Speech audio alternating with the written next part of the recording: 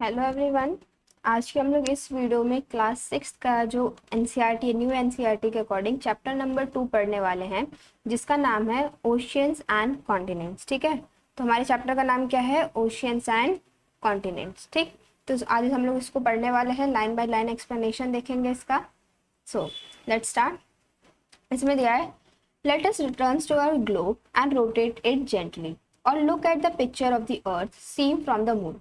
What is the most widespread color you see? Blue, obviously, but what does it represent? You must have guessed the answer. It is water. तो इसमें बताया गया कि अगर हम लोग ग्लोब को रोटेट करेंगे, तो यहाँ पे क्या लिखा है, ग्लोब है, अगर हम लोग उसको रोटेट करते हैं तो हम लोग को जो अर्थ है उस पर सबसे ज़्यादा क्या दिखेगा, मतलब अगर हम लोग मून से अर्थ को देखेंगे तो वहाँ पे हमें क्या दिखेगा, कौन सा कलर सबसे ज़्यादा दिखेगा, वो दिखेगा हमें ब्लू दिखेगा। ठीक है, कौन सा कलर ज़्यादा दिखेगा, ब्लू। और वो किसको रिप्रेजेंट कर रहा है, वो वाटर को रिप्रेजेंट कर रहा है, कि मतलब वो जो जितना ब्लू एरिया है वो क्या है, वो वाटर का एरिया है। ठीक है, this means that most of the earth surface is actually covered with water. इसका मतलब क्या है कि जो हमारा अर्थ सरफेस है वो सबसे ज्यादा किससे कवर है, जो वाटर है उससे कवर है, ऑलमोस्ट 2/3 ऑफ द सरफेस। ठीक, in fact that is why when seen from the outer space the earth appear mostly blue. तो जब हम लोग आउटर स्पेस से देखते हैं, ठीक है, अगर हम लोग स्पेस से अपनी अर्थ को देखते हैं तो हमारी अर्थ कैसे दिखती है, हमें ब्लू दिखती है। तो इसका यही रीजन है। ठीक, indeed early astronauts lovingly call the earth the blue planet. तो इसीलिए हमारी जो अर्थ है उसको क्या बोला जाता है, ब्लू प्लैनेट बोला जाता है। क्यों बोला जाता है, क्योंकि जो हमारी अर्थ है वो कैसे दिखती है, स्पेस से या फिर मून से अगर हम इसे देखेंगे तो वो ब्लू दिखती है। ठीक है, आगे बढ़ते हैं। The largest water body which seen on the globe are called oceans. जो सबसे ज्यादा जो वाटर बॉडीज हमें दिखती हैं हमारे ग्लोब पर, उससे क्या बोलते हैं हम लोग, ओशियन बोलते हैं। But in the picture of the earth you can see at least one another colour, brown. This brown is that of land. लेकिन पर हमें एक दूसरा कलर भी दिखता है ग्लोब पर, जो कि है ब्राउन। और वो ब्राउन कलर किसको रिप्रेजेंट करता है, वो करता है लैंड को, which cover a little over 1/4 of the globe. और ये जो लैंड का एरिया है वो कितना, 1/4 ऑफ द ग्लोब के एरिया को कवर करता है। A large body of land is called land mass. जो हमारी जो लैंड की जो बॉडी होती है, जो एक लार्ज बॉडी है, ठीक है, जो ब्राउन एरिया हमें दिख रहा है उसको क्या बोलते हैं, लैंड मास बोलते हैं। And the large continuous expense of the land is called the continent. ठीक है, और जो एक बड़े बड़े जो हमें लैंड एरिया दिखते हैं एक साथ, उसको हम क्या बोलते हैं, कॉन्टिनेंट बोलते हैं। ठीक है, अभी हम लोग आगे देखेंगे कॉन्टिनेंट और ये सारी चीजें कहाँ पर है, कैसे दिखती है। ठीक, both ocean and continents play a vital role in the shaping the climate of the earth. They affect all aspects of life, including all plants and animals, and therefore human life too. We see their impact throughout our history and culture and in our daily lives. तो oceans जो है, ये जो oceans और continents हैं, इससे क्या होता है, ये एक बहुत इंपॉर्टेंट रोल प्ले करती है किसमें, हमारे क्लाइमेट को, जो हमारी अर्थ है उस पर जो ऐसा जो क्लाइमेट रहता है उसको चेंज करने में। ठीक है, मतलब जो हमारे क्लाइमेट में जो वेरी करता रहता है वो किसकी वजह से होता है, ओशियंस और कॉन्टिनेंट्स की वजह से होता है। ठीक है, और भी बहुत सारे रीजन है, वो हम आगे पढ़ेंगे। देखो अब यहाँ पे कुछ लिखा हुआ है, डू नॉट मिस आउट, ये आप पढ़ सकते हैं खुद से। ठीक है, अब हम लोग आगे बढ़ते हैं। The distribution of water and the land on the अर्थ. अब हम लोग क्या पढ़ेंगे, डिस्ट्रीब्यूशन ऑफ वाटर, जो हमारे जो ग्लोब है उस पर जो वाटर है, और लैंड जो अर्थ जो लैंड एरिया है वो कैसा है। देखो ये जो एरिया दिख रहा है आपको, ये क्या है, ये है हमारे कॉन्टिनेंट्स। ठीक है, और ये जो ब्लू ब्लू एरिया दिख रहा है ये क्या है, ये है ओशियन का पार्ट है। ठीक है, मतलब यहाँ पे इतने में क्या है, ये वाटर बॉडीज है यहाँ पर, और ये जो आपको एरिया दिख रहा है यहाँ क्या है, ये लैंड मास है, मतलब यहाँ पे ये वो है लैंड एरिया जहाँ पे लोग सब लोग रहते हैं। ठीक है, चलिए let us examine the two maps in figure 2.2. Here too the blue area consists of ocean. जैसा भी मैंने बताया, ये जो blue area है ये किसका है, ये ओशियन है यहाँ पर, along with their smaller extension which varies name sea. सी हो सकता है, बे हो सकता है, गल्फ हो सकता है, एक्सेट्रा। ठीक है, अब बे ऑफ बंगाल आपने सुना होगा, हाँ सी सुने होंगे, बहुत सारे सी होते हैं। तो इस टाइप से इनको क्या हो सकता है, ये वेरी कर सकते हैं, इनके नेम क्या होते हैं, डिफरेंट होते हैं। ठीक है, ये देखो यहाँ पे कितनी अच्छी सी पिक्चर दी हुई है, देखो ये कोरल रीफ्स दी हुई है। ठीक है, कोरल रीफ्स ये होती है डेड बॉडीज, मतलब जो प्लांट्स होते हैं उसकी बनी होती है। ठीक है, स्केलेटन की। हाँ, ये स्टारफिश का दिया हुआ है, ये देखो स्टारफिश है। हाँ, ये है, एक मिनट, ओशियन लाइफ का है ये इतनी सारी आपको पिक्चर्स दी हुई है, आप अच्छे से इसको समझ सकते हैं। देखो नेक्स्ट बढ़ते हैं, the ocean together hold most of the water available on the planet, but the sea water is salty and unfit for consumption by most land animals including humans। ठीक, तो हमारा जो अर्थ का एरिया है वो सबसे ज्यादा किससे घिरा हुआ है, ओशियन से घिरा हुआ है। ठीक है, खूब सारा पानी अवेलेबल, लेकिन पर वो पानी कैसा है, वो सॉल्टी है। सॉल्टी है मतलब वो खारा पानी है, जिसको वजह से हम उसको कंज्यूम नहीं कर सकते। ठीक है, तो ये क्या है, अनफिट फॉर कंजप्शन है। किसके लिए, लैंड एनिमल्स के लिए भी, जो एनिमल्स रह रहे हैं उनके लिए भी, और हमारे लिए भी, मतलब ह्यूमंस के लिए भी। On the another hand fresh water makes up a very small proportion of the planets water surface. लेकिन जो फ्रेश वाटर है वो क्या है, बहुत कम है, बहुत ही क्या है, माइन्यूट में है। ठीक है, it is found in glaciers. कहाँ कहाँ पाया जाता है, देखो फ्रेश वाटर का पूछा जाए कहाँ कहाँ पाया जाता है, वो ग्लेशियर्स में पाया जाता है, रिवर्स में, लेक्स में, इन द एटमोस्फेयर। ठीक है, तो ये तीन चीजें याद रखेंगे, कहाँ का, glacier, rivers and lakes. And also underground, और कहाँ पाया जाता है, अंडरग्राउंड, मतलब जो अर्थ है उसके अंडरग्राउंड में पाया जाता है, उसको हम लोग क्या बोलते हैं, ग्राउंड वाटर बोलते हैं। ठीक है, चलिए नेक्स्ट चलते हैं आगे। ओशियंस। ओशियंस क्या होते हैं, on the world map in figure 2.3 on page number 32। आगे आगे फिगर दिया हुआ है हमको, ये देखो ये फिगर दिया हुआ है, इसके बारे में हमें बता रहा है। ठीक है, वी कैन ऑब्जर्व 5 ओशियंस। कौन कौन से ओशियंस हमें दिखाए गए हैं, देखो पैसिफिक ओशियन, अभी मैं आपको दिखाऊंगी, Pacific ocean, Atlantic ocean, Indian ocean, Arctic ocean and southern, मतलब जिसको हम लोग बोलते हैं अंटार्कटिका ओशियन। अब यहाँ पे आ जाओ, देखो मैप पे दिखाते हैं, ये है पैसिफिक ओशियन इस तरफ, ये है अटलांटिक ओशियन, ये देखो ये है साउदर्न ओशियन, ये है इंडियन ओशियन, ठीक है, और ये है आर्कटिक ओशियन। ठीक है, तो ये हमारे 5 ओशियंस हो गए जो हम लोग को मैप पे देखने हैं कहाँ कहाँ है ये। ठीक है, चलिए, although we have listed 5 ocean, it is clear from the map that they are not really separate। ठीक है, ये क्या है, सेपरेट नहीं है, ये एक दूसरे से अटैच है। देखो यहाँ पर ये पैसिफिक ओशियन और यहाँ पर भी ये पूरा क्या है, पैसिफिक ओशियन का एरिया है। यहाँ पे देखो, यहाँ पे भी पूरा पैसिफिक ओशियन का एरिया, यहाँ पे ये पूरा इंडियन ओशियन है। ठीक है, यहाँ पे ये इंडियन ओशियन है, तो यहाँ पे इसके साथ क्या है, साउदर्न ओशियन है। ये सब क्या एक दूसरे से अटैच है, ठीक है, कनेक्टेड है। हाँ, the lines that divides them on the map are no more than क्या है, कन्वेंशंस। ये हमारे कन्वेंशन के लिए, हमारे इजीनेस के लिए बताया गया है कि हम लोग आसानी से इसको समझ सकें। The natural world does not follow such boundaries. ठीक, जो नेचुरल वर्ल्ड है, रियलिटी में ऐसी कोई सच बाउंड्रीज नहीं, ये केवल हम लोगों ने बनाई है ताकि हम अच्छे से इसको समझ सके। Sea water for example constantly flow across different oceans sustaining a rich variety of marine life. Many plants and animal species can found across multiple oceans। ठीक है, तो ये सारी क्या है, मैरीन लाइफ को सपोर्ट करती हैं। जैसे ओशियंस जो हैं उसमें क्या है, मैरीन लाइफ है, और इससे क्या हो सकता है, मैनी प्लांट्स और जो एनिमल्स हैं वो क्या, बहुत मतलब ओशियंस में पाए जाते हैं। देखो अभी हम लोगों ने ऊपर पिक्चर देखी थी ना, तो ये सब क्या है, ये ओशियंस के ही है। ठीक है, मैरीन लाइफ का है पूरा। ठीक है, हाँ, let's continue. The marine flora includes tiny plants. तो फ्लोरा में देखो क्या क्या चीजें आती हैं, टाइनी प्लांट्स आती हैं जिसको हम एल्गी बोलते हैं, एंड ठीक, and the kinds of seaweeds जिसको हम लोग क्या बोलते हैं, फ्योना बोलते हैं। Consist of thousands of species of colourful fishes, dolphin, whales and countless mysterious dead sea creatures. ठीक, each part of the oceans from the sunlight surface to the dark depth has its own diverse life form। तो इतनी सारी चीजें हैं जो कहाँ पाई जाती है, ओशियंस में पाई जाती है। फ्लोरा एंड फ्लोना देखा हम लोगों ने, उसमें देखे कलरफुल वाटर, क्या कलरफुल फिशेस भी हैं, ठीक, डॉल्फिन्स भी हैं, व्हेल्स भी हैं, इतनी सारी चीजें क्या है, ये ओशियन में है, ये जिसको क्या करती है, मैरीन लाइफ को सपोर्ट करती है। ये हमारा मैप हो गया। Let's continue. It is visible on the map that Pacific ocean is the largest of all.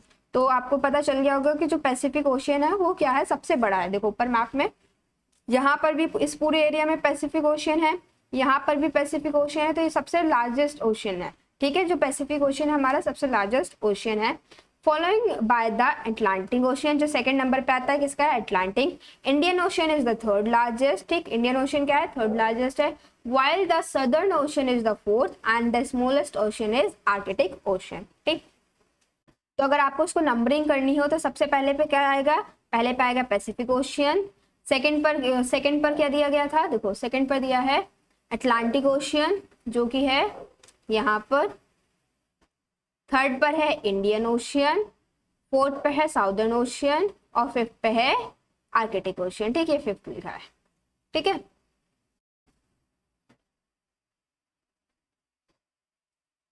अब आ जाते हैं oceans and disasters. Returning to the picture of the earth at the start of this chapter, you may have noticed white shapes across the globe. Did you guess what they are? ठीक, तो कुछ white shapes के हम लोग को चीजें दिखाई गई होंगी, उसमें पूछा गया है कि ये क्या है। These are the large mass of cloud. तो ये सब क्या थी, वो क्या थी, जो large masses of cloud. Such clouds brings rain to the continents. For instance, the monsoon rains we in India expect every summer originate in the ocean. Without such rains, our agriculture and all our life will suffer. But oceans often also give rise to storm, violent events with extreme rainfall or very strong winds, such as cyclones, which can cause widespread damage to coastal region of the world. देखो, हम लोग को ये बताया गया कि यहाँ पे ये जो हमें एरिया दिखाया गया, जो व्हाइट स्पॉट्स थे वो क्या थे, वो क्लाउड थे। वो क्लाउड्स क्या करते हैं, वो रेन्स को लेके आते हैं कॉन्टिनेंट्स में। अभी हम लोगों ने जाना कॉन्टिनेंट्स कहाँ कहाँ हैं, ठीक है। वो क्या करते हैं, रेन को लेके आते हैं, जिसकी वजह से क्या होती है, मानसून होती है। ठीक, जो मानसून हम लोग इंडिया में है, जो हमारे होती है, हाँ, कब होती है, जून से लेकर जो सितंबर का जो मंथ्स है उसमें क्या होती है, मानसून होती है। तो उसमें वो क्या होता है, वहाँ पे रेनफॉल होती है, जिसकी वजह से क्या होता है, हमारे एग्रीकल्चर में हेल्पफुल होती है और क्या होती है, बट इसकी वजह से और क्या हो सकता है, हमारी जो लाइफ होती है वो सफर करती है। हाँ, जैसे कि वो कभी कभी कुछ मेजर कॉजेज लेके आती है, जैसे कि स्टॉर्म हो गया, ठीक, वायलेंट इवेंट्स हो गए, जैसे कि साइक्लोन ले आए। ठीक, इसकी वजह से क्या होता है, जो हमारे कोस्टल रीजन है वो क्या होते हैं, डैमेज होते हैं। ठीक, A tsunami is another natural disaster that originate in the ocean. एक सुनामी क्या है, ये सुनामी सुना होगा आपने, ये क्या है, एक नेचुरल डिजास्टर है जो कहाँ से ओरिजिनेट होता है, ओशियन से ओरिजिनेट होता है। It is a huge and powerful wave generally caused by strong earthquake और a volcanic eruption at the bottom of the ocean. ठीक, ये किसकी वजह से होता है, देखो ये जो है एक ह्यूज और पावरफुल वेव है, जो किसकी वजह से होती है, स्ट्रॉन्ग अर्थक्वेक की वजह से या volcanic eruption in the bottom of the ocean. जो ओशियन के अंदर क्या स्ट्रॉन्ग अर्थक्वेक आ गई या वोल्केनिक इरप्शन हो गया, उसकी वजह से क्या होती है, जो सुनामी है ओरिजिनेट होती है। Tsunami can travel thousands of kilometre and submerge coastal area causing wide spread damage. अब ये जो सुनामी है, ये थाउजेंड्स ऑफ किलोमीटर तक क्या कर सकती है, ट्रैवल कर सकती है, जिसकी वजह से जो कोस्टल एरिया होते हैं वो क्या करते हैं, सफर करते हैं और वाइड स्प्रेड डैमेज हो जाता है। ठीक, अब आते हैं कॉन्टिनेंट्स पर। Continents are visible on the map of the ocean. How many you can count? जो कॉन्टिनेंट्स है मैप पे दिखाए गए थे, ठीक है, उसमें पूछा गया आप उसमें से कितने काउंट कर सकते हैं। The answer is not so simple, so they can be counted in several ways depending on our choice. We may list any number of continents between 4 और 7। अब हम लोग को कॉन्टिनेंट्स बताए जा रहे हैं, here is one. North America and South America are generally considered to be two continents, but if we see as a single landmass, they can also be considered as one. तो जो north America है और जो south America है वो क्या होता है, जनरली दो कॉन्टिनेंट्स की तरह ट्रीट करे जाते हैं, लेकिन पर अगर हम लोग उसके लैंड मास को देखें तो क्या हो सकते हैं, वो हम लोग उसको एक मान सकते हैं। ठीक है, हम लोग उनको एक मान सकते हैं। नेक्स्ट आते हैं, Europe and Asia generally considered as two continent. जो यूरोप है और एशिया है उसको हम लोग क्या मानते हैं कि ये दो अलग अलग कॉन्टिनेंट है। Also the map make it clear that they form a single land मास। ठीक, लेकिन पर अगर हम लोग मैप पर देखेंगे तो हमें पता चलेगा कि ये क्या है, एक सिंगल लैंड मास है। For historical and cultural reason Europe evolution has been very different from Asia. तो इसमें बताए गए कुछ हिस्टोरिकल और कल्चरल रीजंस की वजह से क्या है कि जो यूरोप का इवोल्यूशन है वो क्या है, एशिया से डिफरेंट है, which is why they can be seen as two continent, जिसकी वजह से क्या माना जाता है कि ये क्या है, दोनों अलग अलग कॉन्टिनेंट्स हैं। Geologists, however, often regarded them as single continent called Eurasia. लेकिन पर जो जियोलॉजिस्ट है ये मानते हैं कि ये दोनों क्या है, एक सिंगल कॉन्टिनेंट है जिसको हम लोग बोलते हैं यूरेशिया। इस पूरे एक कॉन्टिनेंट को, मतलब अगर हम लोग एशिया और यूरोप दोनों को ज्वाइन कर देंगे तो वो एक सिंगल कॉन्टिनेंट बन जाएगा जिसको हम लोग बोलते हैं Eurasia. Africa and Eurasia are generally regarded as two continent but sometime as one. अब देखो अफ्रीका जो है और यूरेशिया जो है क्या माने जाते हैं, अलग अलग कॉन्टिनेंट। अब देखो यूरेशिया में एशिया और यूरोप दोनों ऐड हो गया, ठीक है, यूरेशिया दिया है तो इसमें यूरोप और एशिया दोनों अटैच हैं, दोनों मतलब एक कॉन्टिनेंट की तरह ट्रीट करे जा रहे हैं। अगर ऐसे ही हम लोग यूरेशिया और अफ्रीका को एक कॉन्टिनेंट मानेंगे, regarded as two but sometime as one, कभी कभी इनको दो माना जाता है या फिर कभी कभी एक माना जाता है, ठीक है। अब देखो let us summarize the different count in the table. ये दिया हुआ है count of continents in alphabetical order. 4 continents क्या है, अफ्रीका, यूरेशिया, अमेरिका, ठीक, अंटार्कटिका एंड ऑस्ट्रेलिया। ऐसे ही 5 कॉन्टिनेंट दे रखे हैं, Africa, America, Antarctica, Australia and Eurasia. 6 continent जो है Africa, Antarctica, Australia, Eurasia, North America, South America, ठीक है। अब इन दोनों को अलग अलग कर दिया। देखो यहाँ पे क्या है, 4 कॉन्टिनेंट क्या है, देखो इसमें यूरोप और एशिया दोनों एक कॉन्टिनेंट की तरह ट्रीट करे जा रहे हैं। तो अफ्रीका और यूरेशिया एक है, अमेरिका, अंटार्कटिका अलग अलग हैं और ऑस्ट्रेलिया अलग अलग। यहाँ पे देखो क्या हुआ, यहाँ पे सबको अलग कर दिया, साउथ अमेरिका अलग हो गया, नॉर्थ अमेरिका अलग हो गया। यहाँ पे क्या हो रहा था, अमेरिका दोनों को एक तरीके से ट्रीट हो रहा था, इसमें दोनों में, इसमें नॉर्थ और साउथ दोनों हैं, ठीक है। अब देखो 7 कॉन्टिनेंट कैसे हो, इसमें सब अलग अलग हो गए। अफ्रीका अलग कॉन्टिनेंट है, अंटार्कटिका अलग है, एशिया अलग है, ऑस्ट्रेलिया अलग है, यूरोप अलग है, नॉर्थ अमेरिका अलग है और साउथ अमेरिका अलग है। तो ये सारे क्या क्या है, अलग अलग कॉन्टिनेंट है, लेकिन पर हम लोग इनको एज अ वन ट्रीट कर सकते हैं कुछ कुछ कॉन्टिनेंट्स को, ठीक है। In practice the last list of 7 continent is one of the most widely adopted and used. तो ये जो लास्ट कॉन्टिनेंट है 7, जो 7 कॉन्टिनेंट्स की हमारी जो लिस्ट है, ये सबसे ज्यादा क्या होती है, सबने ऐसे इसको अडॉप्ट कर रखा है और सबसे ज्यादा इसी का यूज करते हैं, ठीक है। Now let us look at the diagram on page number 36 which is based on the list of 7 continents. It does not show their actual shape but their relative size. तो ये कुछ एक्टिविटी दी गई है हम लोग आगे बढ़ते हैं, जो कि है islands. If you have carefully observed 2 maps earlier in this chapter, you may have noticed that the continent do not include all landmass. अब देखो अगर हम लोग अच्छे से ग्लोब को देखें तो उसमें हमें कुछ ऐसी चीजें भी दिखेंगी, मतलब कॉन्टिनेंट्स के अलावा और जो ओशियंस हैं उसके अलावा भी हमें कुछ और चीजें दिखती है जो लैंडमास तो नहीं है, जो हम मतलब जिनको हम लोग लैंडमास में इंक्लूड नहीं करते हैं। Some smaller piece of land are left out surrounded by water by all side, these are called island. देखो कुछ हम लोगों ने कॉन्टिनेंट्स देखे, ऊपर आते हैं एक और बार, जो हमारा ग्लोब दिया था यहाँ पर देखो, यहाँ पे ये सारे क्या है, यूरेशिया है, ये पूरा यूरेशिया है जिसमें यूरोप और एशिया दोनों को ऐड कर दिया है, मतलब दोनों को as a one continent treat किया जा रहा है। ये अफ्रीका है, यहाँ पे साउथ अमेरिका है, यहाँ पे क्या है, नॉर्थ अमेरिका है, यहाँ अंटार्कटिका है और ये है ऑस्ट्रेलिया, ठीक है। अब कुछ कुछ ऐसे एरियाज हैं जो क्या है कॉन्टिनेंट्स में नहीं ऐड हो रहे। देखो जैसे यहाँ हो गया ये छोटा सा, ये क्या है, चारों तरफ से क्या है, पानी से घिरा हुआ है। अभी हम लोगों ने पढ़ा था डेफिनेशन में, आइसलैंड क्या होता है, जो एक ऐसा एरिया, सपोज यहाँ पे कोई एक एरिया है तो जो चारों तरफ से घिरा हो पानी से, वो क्या होता है, एक आइसलैंड होता है। जैसे कि यहाँ हमारा जो अंडमान निकोबार है, यहाँ पे हमारा अंडमान निकोबार है, इस एरिया में, यहाँ ये वो क्या है, आइसलैंड है। यहाँ पे लक्षद्वीप है, उसके नीचे मालदीव है, तो ये सब क्या है, ये आइसलैंड्स हैं, ठीक। ये देखो अंडमान निकोबार आइसलैंड, यहाँ देखो ये क्या है, ये आइसलैंड है। यहाँ देखो ये लक्षद्वीप है, यहाँ पर इसके नीचे मालदीव है, ये सारे क्या है, ये आइसलैंड से। ये क्यों, क्योंकि ये चारों तरफ से पानी से घिरे हुए हैं, ठीक। अब आ जाओ नीचे, यहाँ पर थे हम लोग। Continents are also surrounded by water but because they are so large they are not considered as island. लेकिन देखो कॉन्टिनेंट्स जो होते हैं वो भी पानी से घिरे हुए हैं। हाँ आप लोग बोल सकते हो कि मतलब जो कॉन्टिनेंट्स है वो भी तो चारों तरफ से पानी से घिरे हुए हैं, लेकिन पर हम लोग उसको आइसलैंड क्यों नहीं माने। देखो इसमें रीजन दिया हुआ है, ठीक है, क्यों, क्योंकि वो बहुत लार्ज है, इसलिए हम लोग उसको नहीं मानते कि वो आइसलैंड होगी, ठीक।